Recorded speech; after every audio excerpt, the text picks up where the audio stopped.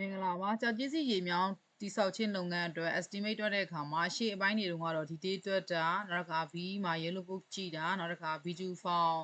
ပြင်တာပေါ့နော်ပြင်တာလေးပြောပြပေးတယ်အဲ့တော့ B2 form ပြင်တာမှာလည်းပဲဒီမှာတစ်ခုရှိတာတစ်ချက်တော့ဗာလဲဆိုတဲ့အခါကျတော့ဒီမှာပစ္စည်းလေးတွေကိုပေါ့နော်ဒီဘက်မှာ2မျိုး3မျိုးရှိခြင်းရှိမယ်ဒီဘက်မှာဘာလို့မလဲတစ်မျိုးပဲချိန်မယ်ပြီးလို့ရှိရင်ဒီ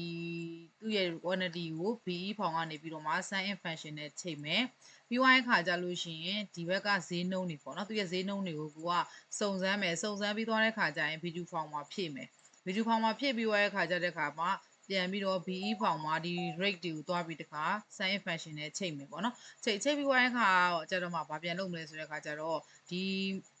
သူ့ရဲ့ amount တွေတွက်လို့ရပြီလေချိန်ပြီးသွားရဲဆိုတော့အဲ့တော့တွက်မယ်တွက်ပြီးသွားတဲ့အခါမှာ item တစ်ခုချင်းစီအတွက်ကိုဒီမှာဘာလုပ်ထားမလဲဆို total လေးပေါင်းထားမယ်total ကဘယ်လိုပေါင်းထားမလဲဆိုဒီလိုလေးပေါင်းတာပါဒီဘက်မှာ remark ဆိုတဲ့အကွက်ကလေးမှာကိုပေါင်းနေတဲ့ကွက်လေးမှာကာစာလေးချလိုက်တယ်ပြီးရင် auto sum လေးကိုယူတယ်ကိုပေါင်းတဲ့အကွက်ကလေးကိုဆက်လက်ပေးလိုက်တာပ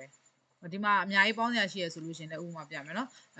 auto sum လေးကိုယူတယ်ကိုပေါင်းမဲ့10အကွက်ကလေးကိုဆက်လက်ပေးလိုက်တယ် enter လေးခောက်လိုက်တယ်ဒါလေးပါပဲနော်အဲ့လိုလေးနဲ့ item တစ်ခုချင်းစီအလိုက်ကလေးတွေကို BE form မှာဒါဆိုလို့ရှိရင် rate ရသွားပြီပေါ့နော်သူရဲ့ဈေးနှုန်းရသွားပြီဆိုတွက်လို့ရသွားပြီအဲ့ဒါရသွားပြီရသွားပြီးတဲ့အခါကျတော့မှဘာပြန်လုပ်မလဲဆိုတော့တခါ B2 form မှာတို့ကတခါ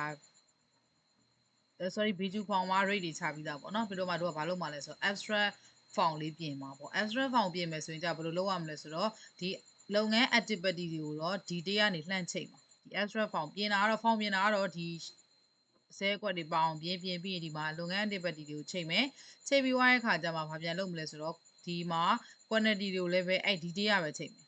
်ဟုတ်တယ်နော် quantity တွေ sorry BE ကနေချိန်လဲရတယ်ဒီကနေချိန်လဲရတယ်အဲ့တော့သူကဘာလဲဆိုတော့ link ကချိန်ထားပြီးသားဖြစ်တဲ့ကြောင့်မို့ဒီ abstract ဆိုလို့ရှိရင်အချက်ကြည့်ကြည့်အောင်เนาะဒီချက်ဆို BE ကနေချိန်ထားတာအဲ့တော့ဒီဟာကတော့ဘယ်ကချိန်ရတယ်အဲ့တော့တို့ကဘာလဲဆို BE နဲ့ abstract ပဲချိန်မယ်ဆိုလို့ရှိရင်ဒီ abstract form ကို BE ပဲသုံးလိုက်ပေါ့ဒီ date တွေပိုင်းမသုံးနဲ့တော့เนาะအဲ့ဆိုလို့ရှိရင် abstract ရဲ့လုပ်ငန်းတွေကိုလည်းပဲဘယ်ရပဲချိန်မလဲ BE ပဲချိန်မယ်အဲ့ BE ရပဲချိန်ဘယ်ရပဲချိန်ဒီ date မှာပြောင်းလာတဲ့အကုန်လုံး auto လိုက်ပြောင်းမှာပေါ့เนาะโอเคအဲ့တော့လုပ်ငန်း activity ဒီမှာ8ခုရှိတယ်8ခုလုံးကို link ချိန်လိုက်တယ်ချိန်ပြီးသွားတဲ့အခါကျ quantity တွေကိုလည်းပဲ BE ဖောင်ရဲ့ဒီမှာ total quantity ဒီ total quantity တွေချိန်တယ်သူရမှာဆိုရင်ဘယ်နှ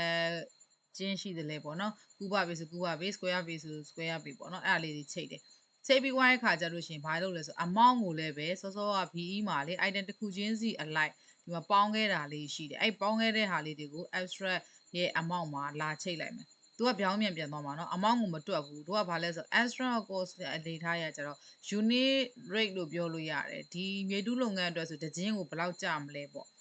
ဥပမာဆိုရင်မြေတူးလုပ်ငန်းရောလာဒီလုပ်သားရောတခြင်းကိုဘယ်လောက်ကျမလဲပေါ့တီးတဲ့လုပ်သားရောခွဲထုတ်ခြင်းလဲဆိုလို့ရှင်เนาะလုပ်သားရောခွဲပြီးတော့မှသွားလို့ရတယ်အခုကတော့ဒါလုံးဝအ PC ပေါ့เนาะပစ္စည်းရောဒီလုပ်အားရောဘယ်လောက်ကျမလဲပေါ့အဲ့လိုသွားတာတကယ်လို့ပစ္စည်းဘိုးပဲတက်တက်တွက်မယ်ဆိုလို့ရှင်တော့ဘာလို့မလဲလုပ်အားနဲ့ဒ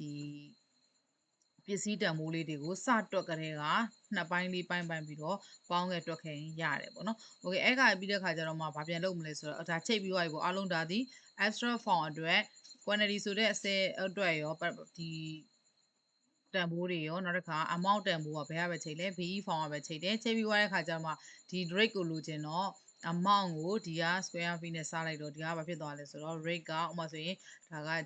ဒီဟာကကြက်ဒါကဥမာကူပါပေဆိုရင်ကြက်ပါကူပါပေပေါ့ဥပမာဆို1ကူပါပေမှာသူ့ရဲ့တန်ဖိုးကဘယ်လောက်လဲပေါ့အဲဆိုရင်120ဒါဆို1300နဲ့စသဖြင့်ပေါ့နော်သူ့ရဲ့ဒီ unit rate တွေထွက်လာတာပေါ့အဲ့ဒါ unit rate ထုတ်တဲ့ extra cost ဖောင်ပြင်းနည်းလေးဖြစ်ပါတယ်အဲ့ဒါဆိုလို့ရှိရင်တော့ဒါဆိုရင်ဒီ estimate ပေါ့နော် estimate တွေအားလုံးဒါလိုအပ်တဲ့အချက်လက်တွေပြင်ပြီးသွားပြီပေါ့ summary form လေးကိုပြင်မယ်ဆိုရင်တော့လေ summary form ကိုမိမိရဲ့ company ရဲ့ practice အတိုင်းလေးပေါ့နော်ထဲမဲ့ပစ္စည်းဘိုးကဘယ်လောက်နောက်တစ်ခါလောက်အားကဘယ်လောက်နောက်ထပ်တခြားထပ်ပေါင်းပြီးတော့မှတောင်းမဲ့ cost တွေကဘယ်လောက်ဆိုတာမျိုးပြင်ပြီးတော့လုပ်လိုက်မယ်ဆိုရင်ဒီ estimate form လေးကအားလုံးပြီးစီးသွားမှာဖြစ်ပါတယ်ဒီချိန်ကတော့ဒီ abstract form အထိပဲပြောပြပေးသွားမှာဖြစ်ပါတယ်ဒါကြောင့်မလို့ဒီ